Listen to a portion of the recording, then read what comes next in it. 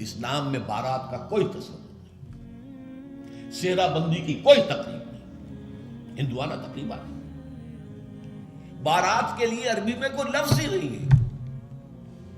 قرآن اور حدیث میں کیا ہوگا؟ عربی میں نہیں ہے، کوئی لفظ نہیں۔ یہ خالص عجمی لفظ، بارات عجمی ہے، ایرانی ہے، اس کا اسلام سے کوئی تعلق نہیں، جڑ کٹ جائے اس کی۔ یہ بھی ہندوانہ تصور ہے۔ ہوتا کیا تھا، ایک گاؤں سے جا رہے ہیں، دوسرے گاؤں سے بیٹی لے کر آنی ہے، اور بیٹی کے ساتھ جہیز آنا ہے، اور راستے میں ڈاکو جو ہیں وہ لوٹ سکتے ہیں، تو یہاں سے جتھا لے کے جانا ہوگا، لہذا وہ جتھا بندی کر کے بارات جا رہی ہے۔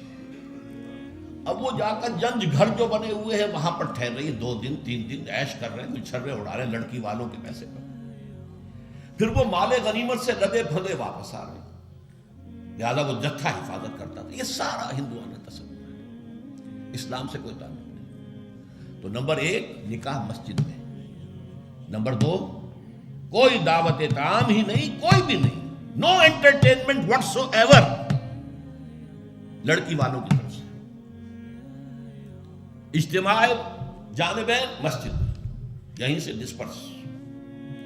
حضرت فاطمہ کو تو وداع کرانے کے لیے حضرت علی گئے بھی نہیں تھے۔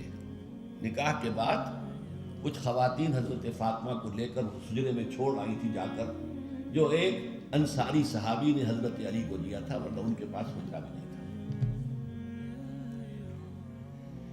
3 باتیں ہو گئی۔ چوتھی بات، ولیمہ جو ہے اس کی تاکید ہے۔ یہی وجہ ہے کہ جب یہ شادی پر مکمل پابندی لگائی گئی تھی، میں نے اشتہار دیا تھا کہ ولیمہ پر پابندی نہیں ہونی چاہیے۔ لڑکی والے کے ہاں تو آپ سوچئے، جو دلیل میں نے دی اس کی نفی میں، نفسیاتی دلیل بہت بڑی ہے۔ لڑکی والے کے ہاں ویسے تو لفظ شادی، خوشی، وہاں بھی شادی یہاں بھی شادی، لڑکی والے کے ہاں خوشی نہیں ہوتی۔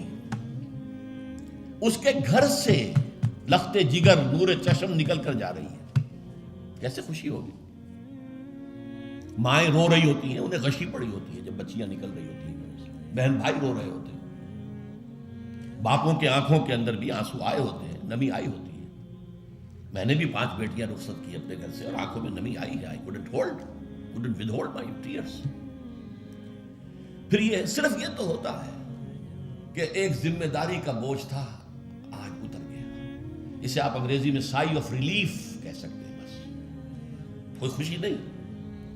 اس کی مثال میں دیا کرتا ہوں کہ کوئی جانور اگر قربانی کے لیے 10-15 دن پہلے آپ لے لیں، وہ بکرا، کوئی مینڈھا، اور بچے اس کے ساتھ ہل جاتے ہیں، پھر کھلاتے ہیں، لے جاتے ہیں، چراتے ہیں، تو پھر وہ عید کے دن جب آپ اسے قربان کرتے ہیں تو بچے پچھاڑے کھا رہے ہوتے ہیں، رو رہے ہوتے ہیں، اتنا لاڈ اس جانور سے ہو جاتا ہے۔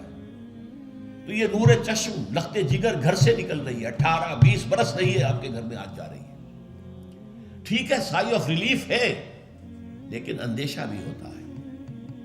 ذہن میں رکھیے، ہمیشہ ہوتا ہے، پتہ نہیں بیل منڈے چڑھے نہ چڑھے، موافقت مزاج کی ہو نہ ہو، نئے ماحول میں جانا ہے، ایڈجسٹمنٹ ہو نہ ہو۔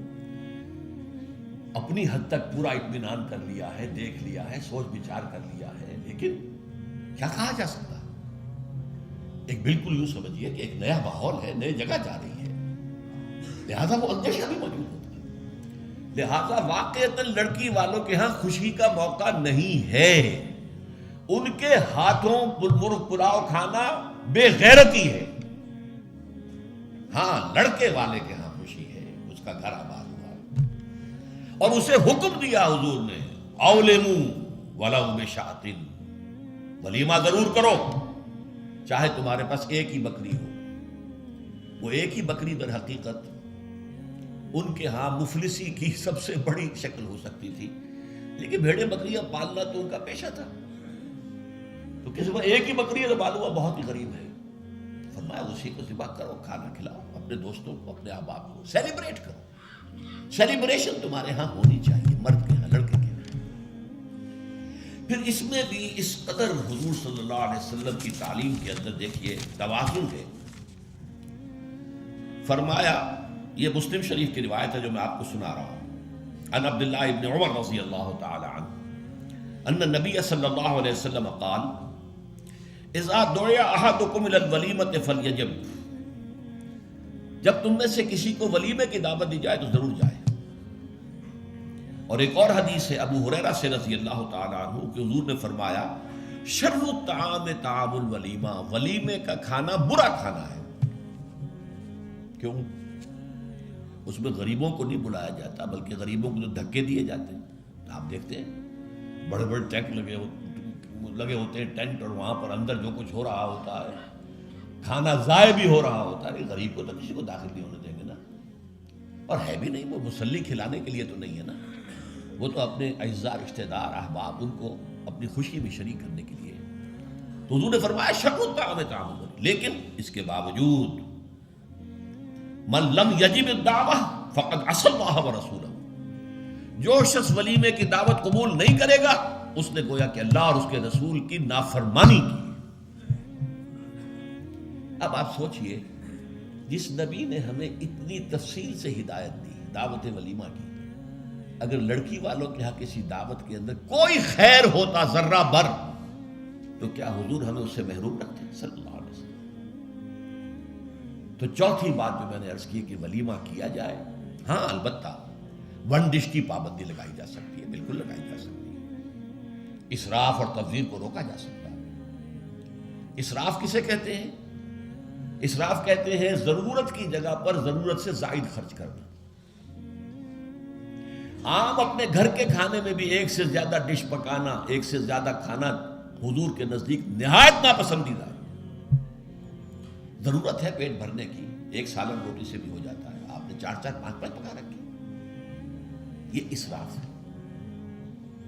اسی طریقے سے اگر دعوت کے اندر بھی ون ڈش کی پابندی ہو تو بالکل ٹھیک ہے، اس کے اندر کوئی حرج نہیں، لیکن یہ کہ اس میں اب جو کیا گیا ہے کہ میٹھے کے اوپر پابندی، بالکل یہ صحیح نہیں ہے۔ میٹھا حضور کو بہت مرغوب تھا، پسند تھا، تو اس میں یہ کہ ایک ڈش میٹھے کی، یہ نہیں کہ 3 3 4 4 ڈشیں، دال کا حلوہ بھی ہے، گاجر کا حلوہ بھی ہے، اور فلاں بھی ہے، اور فلاں بھی ہے، اور پھر کھیر بھی ہے۔ لہذا ولیمے کی اجازت ہونی چاہیے، اور ظاہر بات ہے کہ ہر شخص اپنی سطح کے مطابق کرے، اور وہ آدمی بھی بلائے گا، جو کم ہی بلا سکتا ہے وہ کم بلائے گا، جو زیادہ بلا سکتا ہے زیادہ بلائے گا۔ اس کے اوپر بھی کوئی خاص پابندی لگانے کی ضرورت نہیں ہے۔ لیکن ظاہر بات ہے جو میں نے ایک بات کی ہے، اس سے شادی بیاہ کے اخراجات کا ایک حصہ تو بالکل ختم ہو گیا نا، لڑکی والوں کی طرف سے تو زیرو ہو گیا، نہ کوئی سیلیبریشن، نہ کوئی دعوت، نہ کوئی خیمے لگانے کی ضرورت، نہ کچھ اور ریسیپشن، کچھ نہیں، کیسے بالکل زیرو۔ لڑکے والے جو ہیں دعوت ولیمہ، اور اس کے اندر ظاہر بات ہے کہ اپنے ساتھیوں کو، دوستوں کو، اعزاء کو، اقارب کو، جس حد تک بھی اس کے لیے ممکن ہے۔ اچھا یہاں تک فرمایا ہوں کہ اگر تمہارے کسی بھائی نے نکاح کیا ہو اور اس کے پاس کچھ بھی نہیں ہے کہ وہ ولیمہ کر سکے، اپنے گھر سے کھانا لے جاؤ اور جا کر اس کے ہاں بیٹھ کر کھانا، سیلیبریٹ کرو، اس کی خوشی میں شریک ہو جاؤ۔ یہ کس قدر فطری تعلیمات ہے، غور کیجیے۔ جیسے کہ میں نے بتایا کہ اصل خوشی جو ہے وہ لڑکے والے کے